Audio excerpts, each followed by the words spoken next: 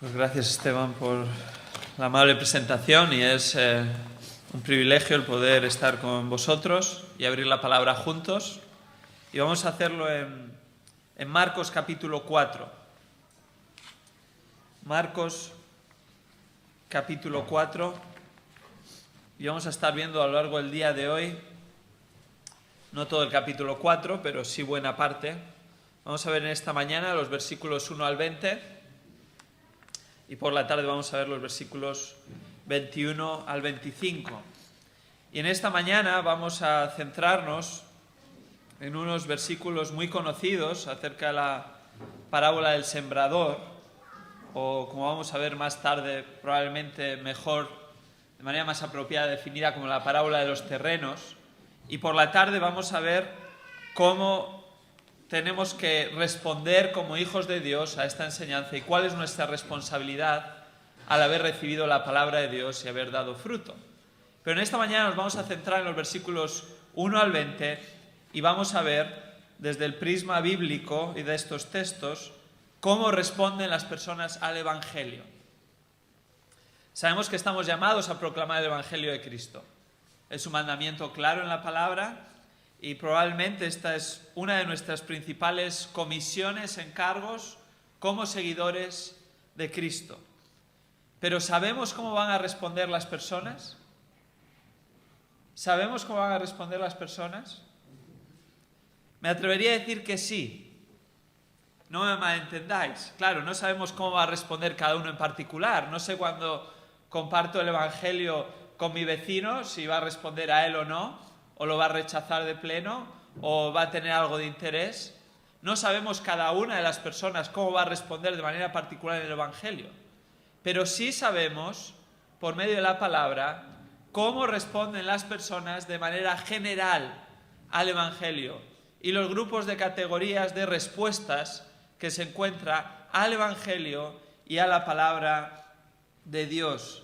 Y esto es importante conocer estos tipos de respuesta desde esta parábola para ser conscientes de las personas y los tipos de respuestas a los que nos encontramos cuando compartimos el Evangelio y no desanimarnos, porque siempre ha sido así y siempre va a ser así.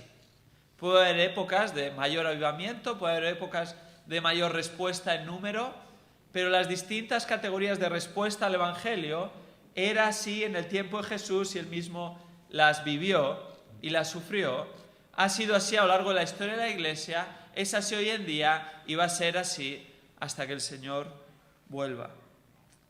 Vamos a ver Marcos capítulo 4, versículos 1 al 20, vamos a leerlos. Y doy lectura de la versión de la Biblia de las Américas. Dice así la palabra del Señor, Marcos 4, 1. Comenzó a enseñar de nuevo junto al mar y se llegó a él una multitud tan grande que tuvo que subirse a una barca que estaba en el mar, y se sentó, y toda la multitud estaba en tierra a la orilla del mar. Les enseñaba muchas cosas en parábolas, y les decía en su enseñanza: Oíd, he aquí el sembrador salió a sembrar. Y aconteció que al sembrar, una parte de la semilla cayó junto al camino, y vinieron las aves y se la comieron. Otra parte cayó en un pedregal, donde no tenía mucha tierra, y enseguida brotó por no tener profundidad de tierra. Pero cuando salió el sol se quemó y por no tener raíz se secó. Otra parte cayó entre los espinos y los espinos crecieron y la ahogaron y no dio fruto. Y otras semillas cayeron en buena tierra y creciendo y desarrollándose dieron fruto y produjeron a 30, a 60 y a 100 por uno. Y él decía: el que tiene oídos para oír, me oiga o que oiga. Vamos a parar ahí por un momento, porque luego lo que hace el Señor Jesucristo es explicar la parábola, es donde vamos a regresar para ver realmente su propia interpretación y explicación de esta parábola. Pero aquí encontramos la enseñanza directa a las multitudes. El Señor Jesucristo está enseñándoles una de las dos secciones extensas en Marcos de enseñanza. El Evangelio de Marcos es un evangelio de acción. Es un evangelio en que todo sucede a un ritmo vertiginoso, o al menos se narra así. De hecho, la palabra que más aparece en el Evangelio de Marcos es euces, que es inmediatamente. A veces traduce inmediatamente, en otras ocasiones con un adverbio similar. Inmediatamente narra la vida de Jesús sobre esta tierra y su ministerio, principalmente sus acciones. Y solo encontramos 2 secciones en las que hay enseñanza, digamos, más extensa.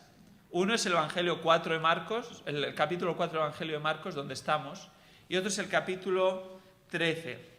Y principalmente vemos que aquí una de las secciones que recoge el Evangelio, Marcos, movido por el Espíritu de Dios, las palabras de Jesús, es este tema. ¿Cómo va a responder las personas al Evangelio? El Señor Jesucristo, comienza diciendo el versículo 1, está de nuevo junto al mar. De nuevo porque ya había estado anteriormente en una localización similar. En Marcos capítulo 2 vemos que tras su confrontación con los escribas en la curación y perdón de pecados del paralítico, en el versículo 13 se va al mar y ahí es donde se encuentra con Mateo o con Leví, que estaba con su oficina itinerante de recaudador de impuestos ilegítimamente en la mayor parte de los casos. Junto al mar tenía el puesto porque era donde llegaban todos los barcos y era por donde pasaba la vía principal que iba de sur a norte por el lado occidental del comercio. Entonces era el lugar propicio para cobrar todos estos impuestos. Y ahí le llama. El Señor Jesucristo ya había estado en Capernaum en varios lugares y en el mar concretamente en varias ocasiones. En el capítulo 3 de nuevo vemos cómo Él se retira al mar. Después de que le confronta, incluso en el versículo 6 del capítulo 3, ya están tramando los fariseos junto a los herodianos cómo destruirle. Él se retira también al mar. Y Él hace algo que también repite a lo largo de todo el Evangelio de Marcos y que a veces se pierde si no estamos atentos a los pormenores de lo que está sucediendo. ¿Él qué hizo? Comenzó, dice el versículo 1, a enseñar. Varios lugares, de nuevo, en el Evangelio de Marcos está hablando de cómo su prioridad era la enseñanza. Si vamos al capítulo 1 de Marcos, versículos 14 y 15, después de que el Espíritu Santo le mueve a ser llevado al desierto y vuelve del desierto, lo cual tan solo Marcos relata en 2 versículos escuetamente, y encontramos en Mateo una descripción mucho mayor de la tentación de Jesús, vemos que vino proclamando el Evangelio de Dios y enseñándoles ¿qué? Arrepentíos y creed en el Evangelio. Y posteriormente, esta era su prioridad. Vemos cuando los discípulos, después de la curación en la casa de la suegra de Simón Pedro, le buscan a primera hora de la mañana porque las multitudes le estaban buscando para que realizase sanidades y expulsión de demonios, como había hecho después de sanar a la suegra de Pedro. Al caer el día de reposo, las multitudes llegaron, después de oír de esta curación extraordinaria a la suegra de Pedro, y él sanó a muchos en ese momento. Y entonces Jesús a primera hora de la mañana sale pronto a un lugar solitario, nos dice Marcos 1:35, y allí se va a orar, y vienen los discípulos diciéndole, todos te buscan, después de que ellos hicieron una batida por la zona hasta que le encuentran. Y entonces, ¿él qué les dice? Podía haber aprovechado el momento. Las multitudes estaban ahí. Podía haber aprovechado la popularidad, podía haber seguido sanando, podía haber seguido expulsando demonios, y luego en algunos casos lo hizo a lo largo de su ministerio. Tenía misericordia de las personas. Pero el papel principal por el que había sido enviado, aparte de morir en la cruz y consumar el plan de Dios para salvación, era proclamar el Evangelio. Arrepentíos y creed en el Evangelio. ¿Qué les dice? Vayamos a otros lugares a predicar, a proclamar, porque para eso he sido enviado. Su Padre le envió para proclamar el Evangelio de Dios, que Él mismo sintetiza en arrepentíos y creed en el Evangelio. Y vemos que en cada episodio prácticamente de Marcos comienza enseñando, y no nos da los pormenores de la enseñanza, en este caso sí, pero en otros no nos lo da, y principalmente su temática era el arrepentimiento y el perdón de pecados y la salvación y el Evangelio. Aquí de nuevo lo repite, comenzó a enseñarles. Ahora hay algo que cambia. Aquí comienza a enseñarles, dice, en parábolas. en parábolas. Hasta ese momento había estado enseñándoles directamente, les había estado proclamando, anunciando abiertamente la palabra de Dios y principalmente el Evangelio. Pero la posición había ido increciendo de tal manera que llega un punto en el que comienza a enseñar en parábolas y luego a partir del versículo 10 va a explicar a sus discípulos en privado no solo la parábola, sino también la razón por la que estaba empezando a enseñar en parábolas. El Señor Jesucristo a lo largo del capítulo 2 tiene varios pseudoenfrentamientos con los fariseos y los escribas. Ahí este enfrentamiento está todavía velado. Principalmente cuando Jesús hacía algo o decía algo, la oposición se veía reflejada por medio de una pregunta, en la mayor parte de sus casos maliciosa, y buscándole los 3 pies al gato o las cosquillas. Y entonces Jesús respondió pacientemente a cada una de estas preguntas con certeza, pero también con rotundidad. Y después de realizar 4 series de preguntas a lo largo de todo el capítulo 2 de Marcos, llega al capítulo 3, donde Jesús sana al hombre de la mano seca en el día de reposo, y entonces ya los fariseos deciden junto a los herodianos, los fariseos, el status quo religioso de la época, junto con los herodianos, que eran los políticos que gobernaban en aquel tiempo en Capernaum, los que tenían el control político de la ciudad, destruir a Jesús, porque estaban totalmente en contra de él. Y eso no se queda ahí, porque esta oposición se extiende. Vienen los escribas de Jerusalén, vienen a ver lo que está haciendo, son enviados de manera particular. ¿Cuál era este fenómeno acerca de Jesús que estaba alborotando esta zona al norte en Capernaum, en Galilea? Y entonces llegan y le acusan falsamente de lo que luego Jesús cataloga como el pecado imperdonable. Le acusan de hacer todas esas sanidades y expulsar demonios por el poder de Satanás. Y entonces Él les confronta y les dice, este es el pecado imperdonable. Atribuir las obras de Dios a Satanás o realizadas por el poder de Satanás y no por el poder del Espíritu de Dios. Pero no se queda solo ahí, sino que justo antes de estos versículos, en el contexto inmediato, los versículos que anteceden a este texto, están la madre y los hermanos de Jesús en contra de su hijo y su hermano. Y habían venido, nos dice en el versículo 21, 22, el 21, que al oírse de todo lo que estaba pasando, fueron para hacerse cargo de él, porque decían, está fuera de sí. Y es interesante porque esa expresión, hacerse cargo de él, conlleva hacerse cargo de él por la fuerza. Fueron a reconvenirle, fueron a llevárselo de ese lugar y que dejase de hacer todas estas barbaridades, porque según ellos, como dice el texto, estaba fuera de sí, estaba fuera de sus casillas, estaba loco, había perdido la razón para hacer todas estas cuestiones por las cuales se estaba volviendo famoso. Entonces llegan la madre y los hermanos de Jesús, versículo 31, le mandan llamar afuera cuando él todavía está enseñando en ese contexto en el que había sido acusado de hacer estas obras por el príncipe de los demonios. Y entonces él le responde, versículo 33 del capítulo 3, ¿quiénes son mi madre y mis hermanos? Y mirando en torno a los que estaban sentados en círculo a su alrededor, dijo, he aquí mi madre y mis hermanos. Y explica lo que dice, versículo 35, porque cualquiera que hace la voluntad de Dios, ese es mi hermano y mi hermana y mi madre.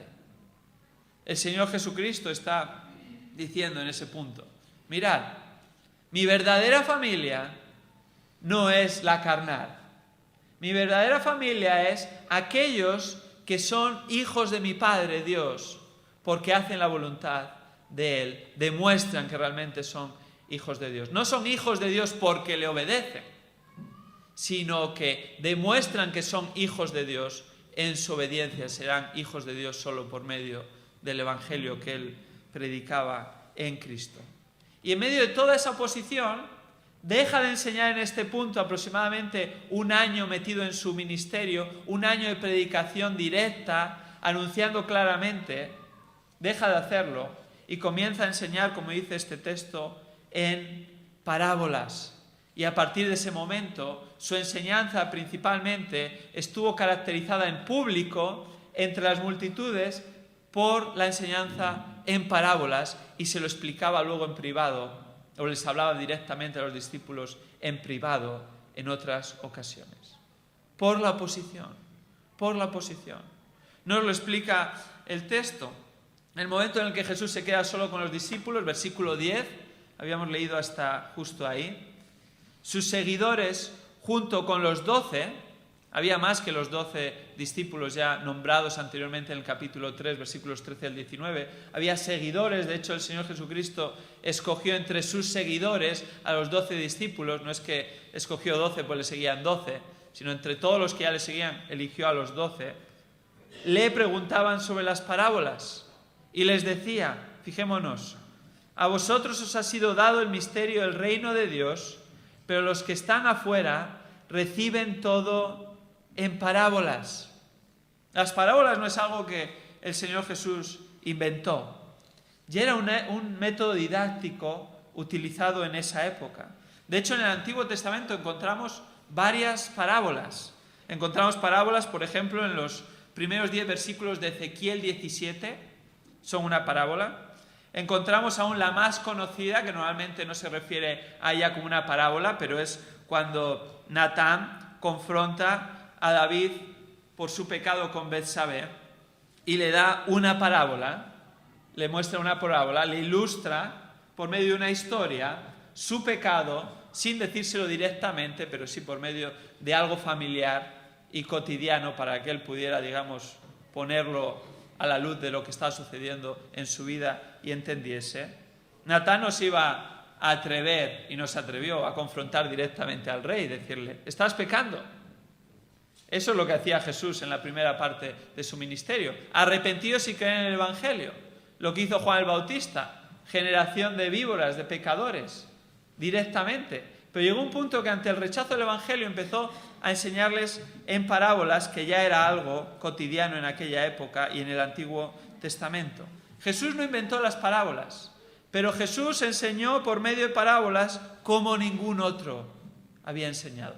Hay más de 60 parábolas en los evangelios sinópticos, en Mateo, Marcos y Lucas, y ninguna en Juan, un evangelio tan directo. Ninguna de las parábolas de Jesús, sin embargo, son alegóricas. Ninguna parábola es alegórica. Ninguna parábola en sí es compleja. Ninguna parábola tiene un doble significado. Ninguna parábola es mística. A veces se tiene esta idea equivocada de las parábolas. Sin embargo, las parábolas son historias simples, del día a día, cotidianas, colocadas al lado de una verdad espiritual para entenderla a aquellos a los que les había sido dado este entendimiento.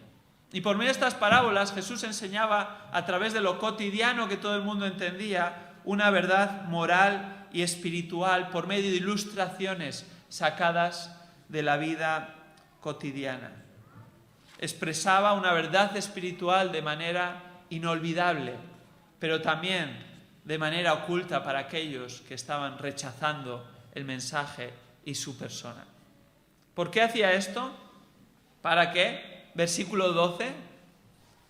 Para que viendo, vean, pero no perciban, y oyendo, oigan, pero no entiendan, no sea que se conviertan y sean perdonados. Al menos en la Biblia de las Américas viene en mayúsculas y al menos en esta versión, cada vez que viene en mayúsculas algo en el Nuevo Testamento es porque es una cita directa de un texto del Antiguo Testamento. En otras versiones no lo hacen así, pero solo hay que ir al margen o tal vez a continuación del versículo y ver que esto es una cita prácticamente literal de Isaías 6, 9 y 10.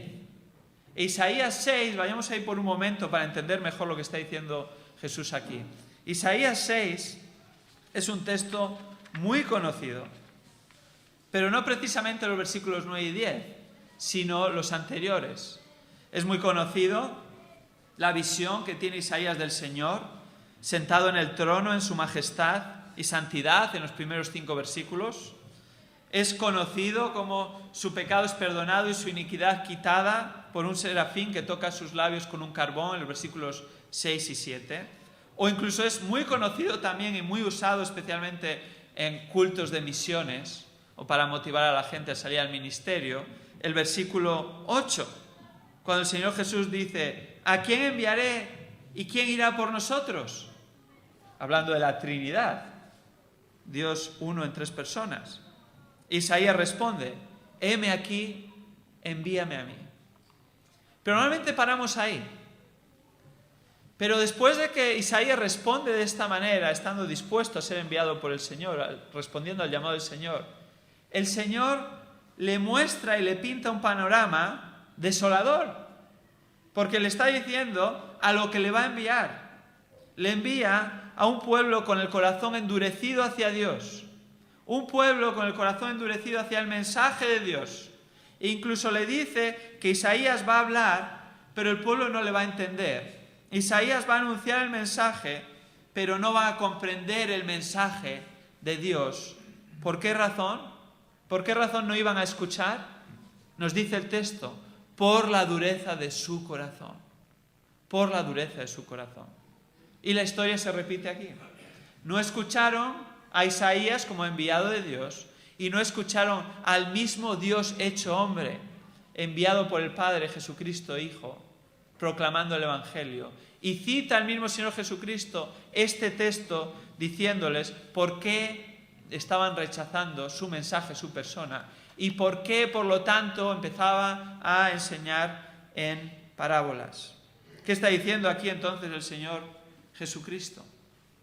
Está diciéndoles que, al igual que en el tiempo de Isaías, debido a la dureza de sus corazones, debido a la hostilidad que tenían hacia Dios, debido al rechazo de su enviado, ya ni siquiera un profeta, sino el mismo Señor Jesucristo, iba a dejar de hablarles directamente el mensaje de Dios e iba a hablarles en parábolas como muestra de juicio y para que no entendiesen lo que ya habían rechazado en su corazón. Y al haberlo rechazado ya en su corazón, Él iba a endurecer aún más su rechazo y su corazón. Y esa era la circunstancia aterradora de estas personas en contra de Jesús que buscaban destruirle. Él cita las parábolas y enseña en parábolas para revelar y ocultar. Revelar con cuestiones simples del día las verdades espirituales a aquellos que estaban preparados para recibirlas, que tenían un corazón sensible, un oído atento, y ocultar por medio de las parábolas las cuestiones espirituales a los que le perseguían, le rechazaban, tenía endurecido su corazón. Tenía una doble función, era un acto de gracia para los salvos y un acto de juicio para los que rechazaban a Jesús y su evangelio. Pero esto no sucede gratuitamente. El Señor es paciente. El Señor fue paciente en el tiempo de Isaías y se muestra paciente a lo largo de todo el Antiguo Testamento con el pueblo de Israel, un pueblo de Israel que le rechazaba continuamente. Y el Señor Jesucristo fue paciente. Llegados a este punto, llevaba al menos un año predicando, anunciando en esa misma zona y en los alrededores. Y por un año habían rechazado ese mensaje, no solo el mensaje, sino al mismo Señor Jesucristo, y ahora querían destruirle. Entonces comienza a hablarles en parábolas.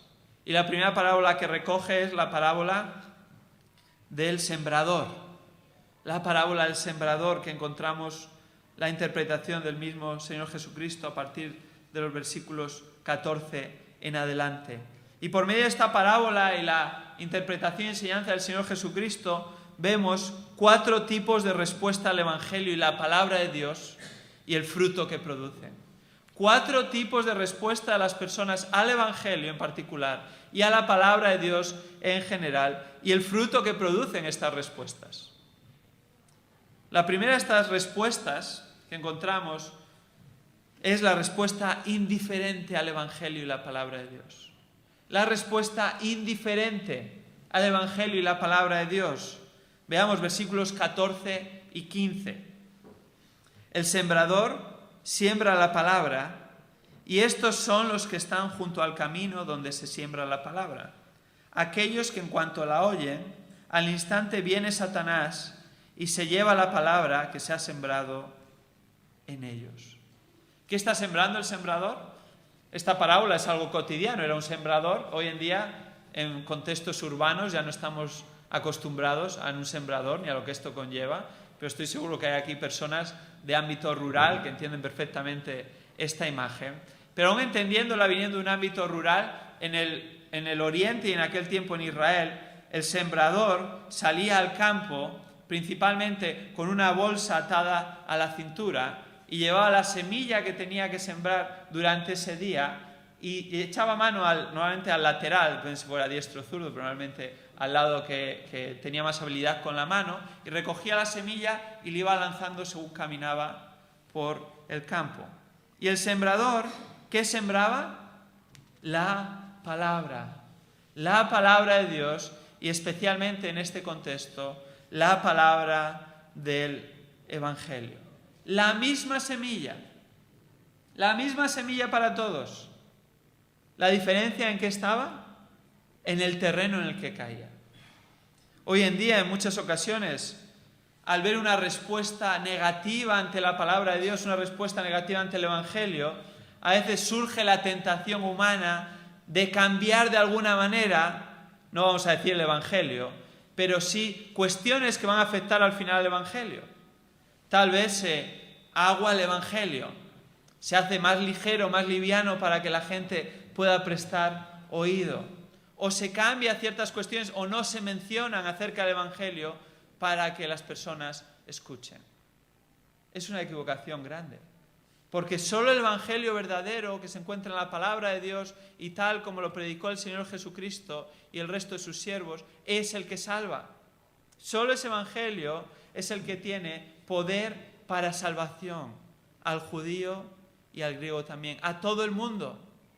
Cambiar el Evangelio no va a salvar a nadie. No depende del Evangelio. La semilla es la misma. La palabra de Dios, la palabra que Cristo estaba anunciando en ese tiempo, que era arrepentíos y creed en el Evangelio. Lo que cambia son las respuestas. La primera respuesta es la indiferencia, aquellos que están representados por la semilla que cae junto al camino.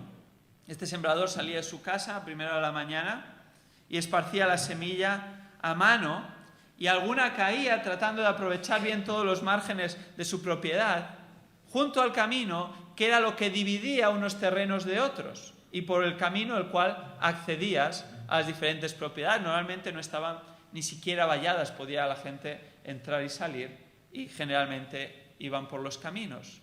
Entonces, al tratar de alcanzar todo el terreno posible para que dentro de tu propiedad luego hubiera fruto, la lanzabas y había margen de error y alguna caía junto al camino.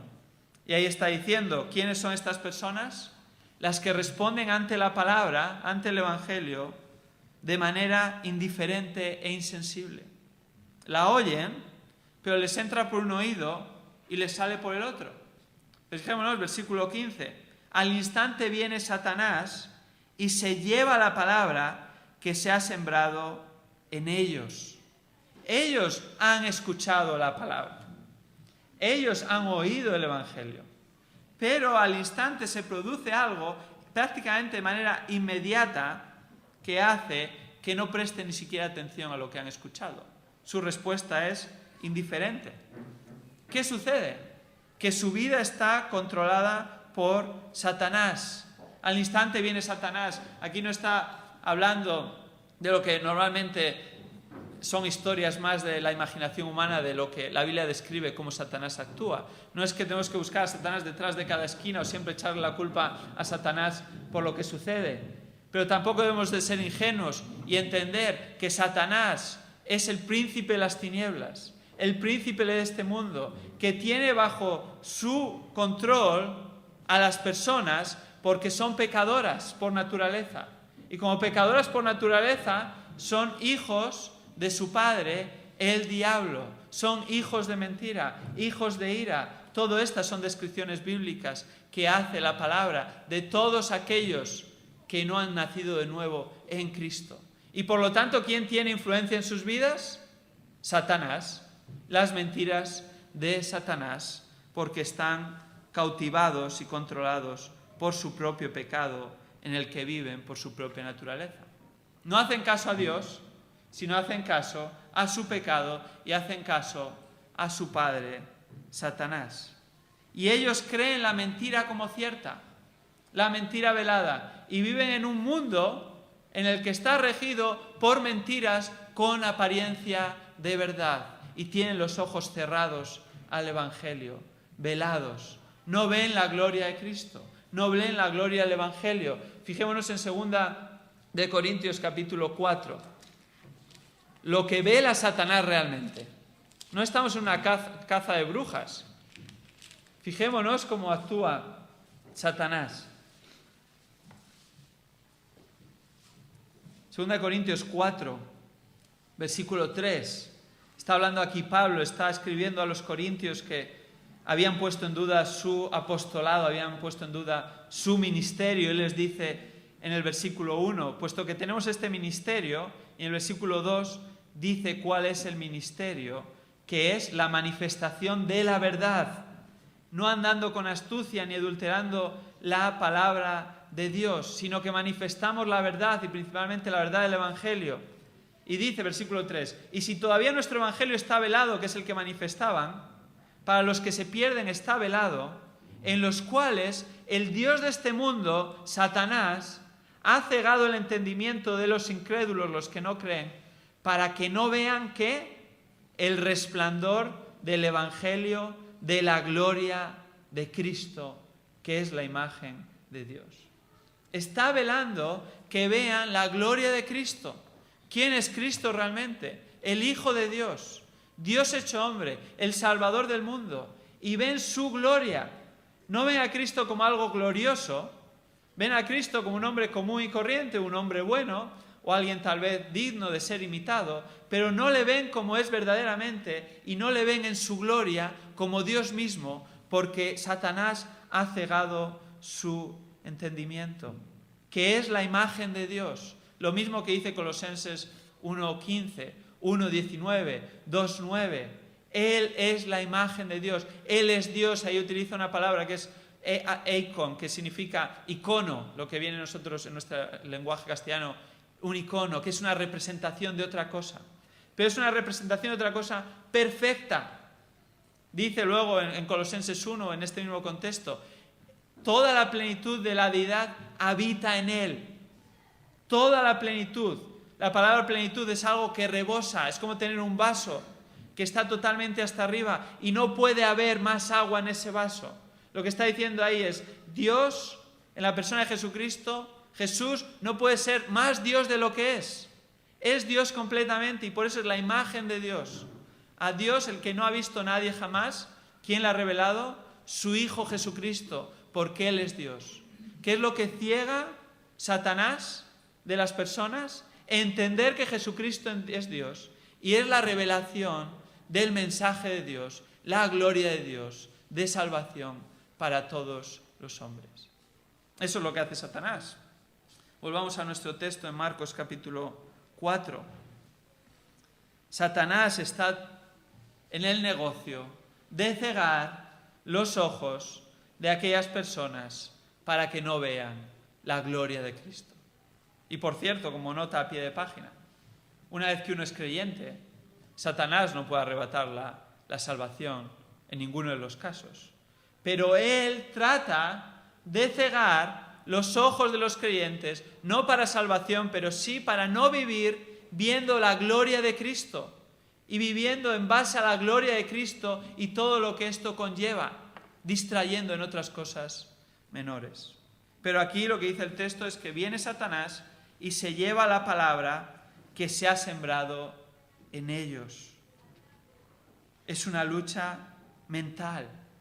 No permite que la palabra penetre bajo la superficie de sus pensamientos. En 2 Corintios capítulo 10 identifica bien esta batalla y su naturaleza. Versículo 3 de 2 Corintios 10 y leo: pues aunque andamos en la carne, no luchamos según la carne, porque las armas de nuestra contienda no son carnales, sino poderosas en Dios para la destrucción de fortalezas. Y en el versículo 5 describe cuáles son estas fortalezas. Destruyendo especulaciones o refutando argumentos y todo razonamiento altivo que se levanta contra el conocimiento de Dios. La batalla es mental. Satanás se encarga de que la gente no entienda de que Cristo es quien es y lo que conlleva el mensaje del Evangelio. Y nuestra labor, por medio de la palabra de Dios, las armas que tenemos, dependiendo del Espíritu Santo, es orar que el Señor Jesucristo asalte esa fortaleza, esos razonamientos altivos, esas especulaciones que tienen apariencia de ciencia y de verdad, que se levantan en contra del conocimiento de Dios. Y poner, como continúa diciendo el texto, todo pensamiento cautivo a la obediencia de Cristo. Eso es lo que hace Satanás. Lucha en la mente de las personas, mentes fortificadas por la mentira de Satanás. Escuchan el Evangelio, pero la respuesta es indiferencia. No es que no puedan entender intelectualmente lo que se está diciendo. Claro que lo pueden entender, pero no ven la gloria de Cristo y no ven que lo que están viviendo es una mentira. En la actualidad, una mentira que les va a llevar a una vida eterna apartados de Dios en el infierno. La predicación de la cruz de Cristo, como dice 1 Corintios 1:18, es locura para los que se pierden. Las verdades de la palabra son absurdas, son antiguas, obsoletas, pasadas de moda para todos aquellos que rechazan el Evangelio y la palabra de Dios. Y cuidado, porque nosotros incluso podemos pensar que es así y estamos siendo engañados por Satanás. La palabra de Dios es siempre la misma y va a ser la misma. El ser humano es siempre el mismo. Somos tal vez más sofisticados, vestimos de manera distinta, ya no vamos a pie, sino vamos en vehículos, antes iban a caballo o a burro o en carro, y tal vez dentro de unos años vamos a ir levitando por el suelo en naves espaciales, quién sabe. No sabemos. Pero el ser humano y el corazón humano es el mismo que describe la palabra. El corazón humano no cambia, Dios no cambia, la palabra de Dios no cambia. Entonces tenemos que seguir sembrando esta palabra de igual manera en el contenido. Y tenemos que ser conscientes que una de las respuestas va a ser indiferencia, sino oposición. Esta respuesta a la palabra no da fruto. Fijémonos en el versículo 4, añade algo más en lo que había dicho a todos, sino que vienen las aves y se la comen. Se lo lleva, entra por un oído, sale por el otro. Y el causante de esto es Satanás, que les tiene en cautividad, creyendo que están en la verdad. La respuesta indiferente a la palabra. Hoy en día es lo mismo. Muchas personas responden así. La mayoría. Ahora hay otras dos categorías que a veces nos llaman a la equivocación. La segunda de ellas la segunda respuesta es la respuesta superficial. La respuesta superficial al Evangelio y la palabra de Dios. Versículos 16 y 17. Y de igual manera, estos en que se sembró la semilla en pedregales son los que al oír la palabra de Dios enseguida la reciben con gozo, pero no tienen raíz profunda en sí mismos, sino que son solo temporales. Entonces, cuando viene la aflicción o la persecución por causa de la palabra, enseguida tropiezan y caen. Aquí no está hablando de una persona nacida de nuevo, sino de una persona que no ha rechazado la palabra en un primer momento, no le ha entrado por un oído y le ha salido por el otro, y parece que da fruto, pero en realidad no hay raíz, no ha nacido de nuevo, y cuando llegan dificultades, como dice ahí, entonces se ve que fue una respuesta superficial. Lo describe perfectamente por el terreno. Esta semilla cae en pedregales. Es interesante ver cómo esta palabra que utiliza en el texto, incluso en lo que Jesús mismamente antes anunció a todas las multitudes, describe no piedras y entre las piedras tierra, sino es una palabra utilizada para una piedra maciza que no tenía ninguna fisura. Y lo que había encima de esa piedra maciza era un poco de tierra superficial. Entonces caía la semilla y en esa tierra superficial parecía que iba a dar fruto, Pero en realidad, como no podía echar raíces, porque estaba esta piedra maciza debajo sin ninguna fisura, no daba ningún fruto, aunque en un primer momento hubo esperanza de que fuese a dar fruto. Es una respuesta superficial. Igualmente que es superficial la tierra que hay encima de esta piedra. El texto lo dice, no tienen raíz, sino que son temporales. De nuevo vemos que es el mismo sembrador, la misma semilla, la palabra. Eso no cambia, nunca cambia. ¿Qué es lo que marca la diferencia? El terreno en el que cae. Inicialmente esta persona recibe la palabra con gozo. Hay una respuesta a lo que se ha oído. Puede ser incluso con entusiasmo. Pueden ver el Evangelio como deseable. Pueden verlo como atractivo. Algo que puede ser bueno para su vida. Ven el lado amable del Evangelio, del cual pueden sacar beneficio. Pero normalmente no tiene en cuenta el coste de seguir a Cristo y seguir la voluntad de Dios. Versículo 17 nos dice, son temporales, no penetra la palabra de Dios en su vida. Tal vez una profesión de fe, tal vez es alguien que ha dicho, sí, creo, pero en realidad nunca ha nacido de nuevo y con el tiempo se ve que solo fue una respuesta superficial, una respuesta emocional o una respuesta simplemente interesada. ¿Qué es lo que saca a la luz esto? El texto nos lo dice. Cuando viene la aflicción o la persecución por causa de la palabra, enseguida tropiezan y caen.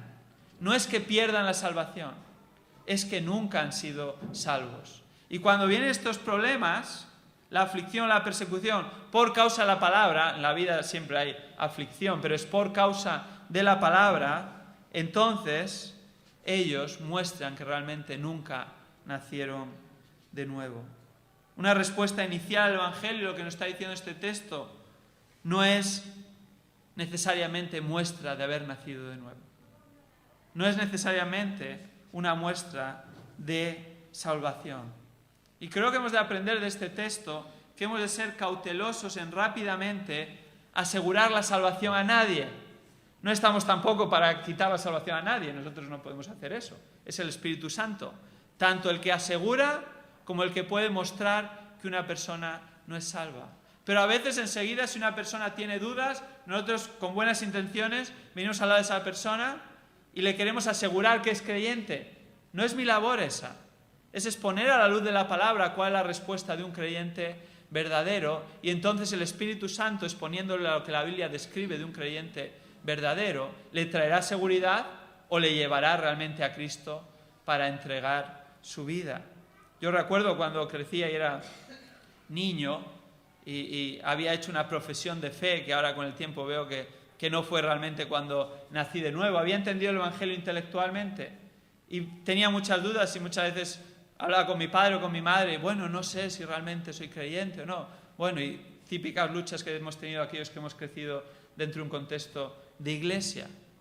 Y tal vez lo que menos necesitaba era que me dijesen, sí, eres salvo, no te preocupes. No hay ningún lugar en la Biblia que nos llama a hacer eso. Es la obra del Espíritu Santo. Tenemos que ser expuestos a lo que dice la palabra y evaluarnos a la luz de la palabra. Tampoco es animar a nadie, pero sí buscar que la seguridad venga del Señor, porque hay muchas respuestas superficiales.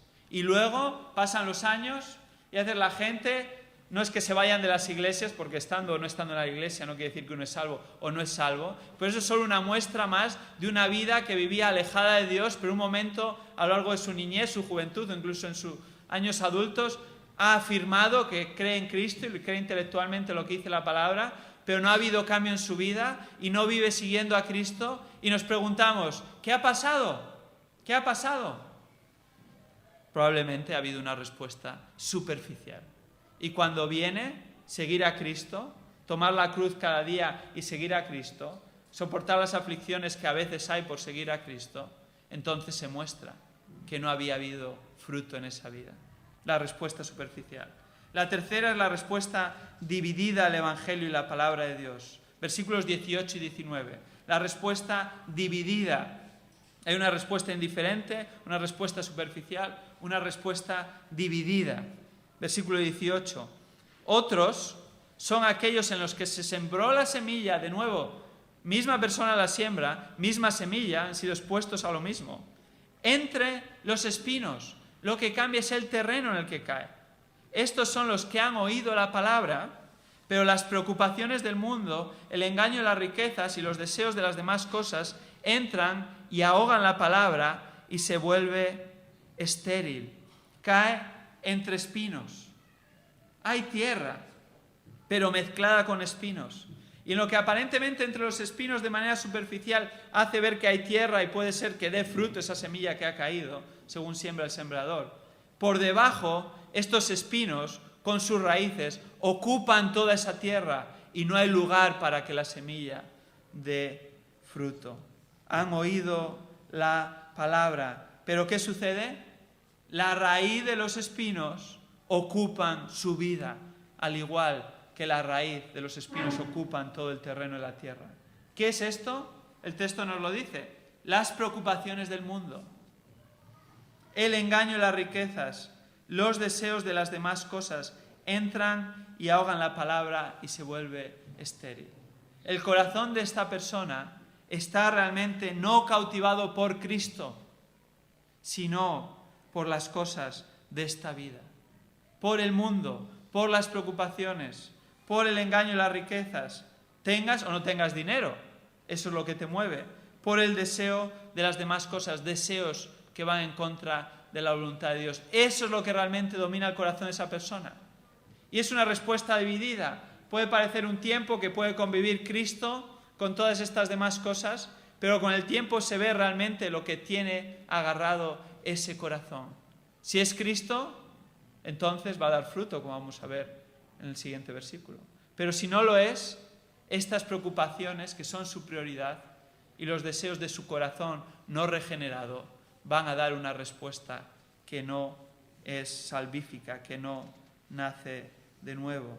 Lucas 9:23 dice: si alguno quiere venir en pos de mí, si alguno quiere seguirme, niéguese a sí mismo, tome su cruz cada día y sígame, símbolo de muerte, muera a sí mismo. Y él lo explica en el versículo 24, porque el que quiera salvar su vida, la perderá, pero el que pierda su vida por causa de mí, ese la salvará. Pues ¿de qué sirve a un hombre haber ganado el mundo entero si él mismo se destruye o se pierde? Mismo principio. El verdadero seguidor de Cristo, el que nace de nuevo, el que da fruto, muere a sí mismo y nace en Cristo, vive para Cristo. Cristo es su principal razón de vivir, porque Él le ha salvado.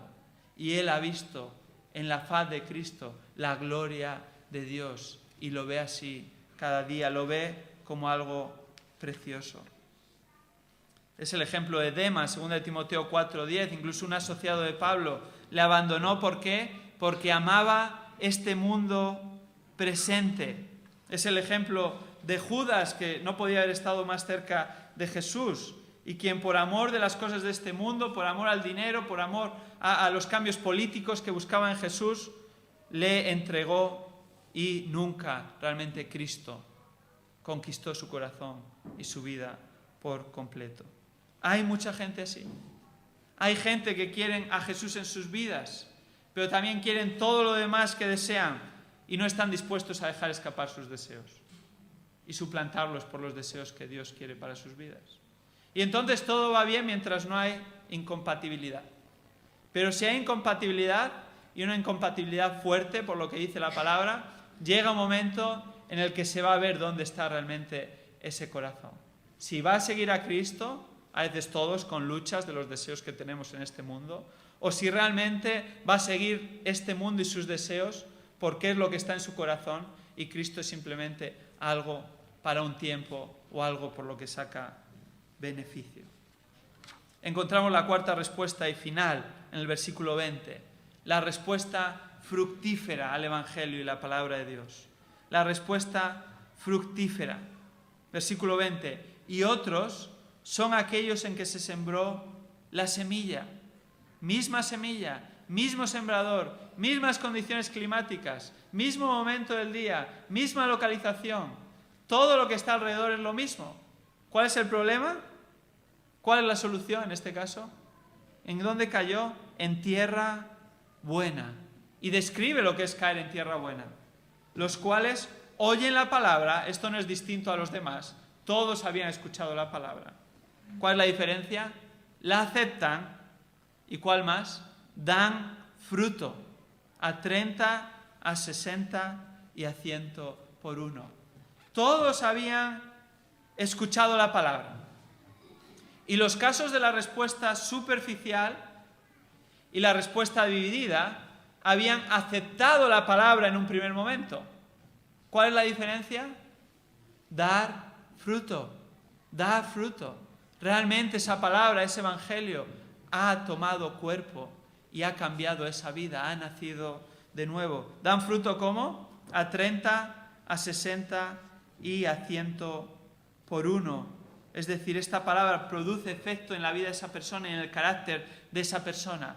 Es un cambio, sin lugar a dudas, gradual. La santificación es gradual, pero hay un cambio en una medida o en otra. Aquí nos dice, hay distintos tipos de fruto.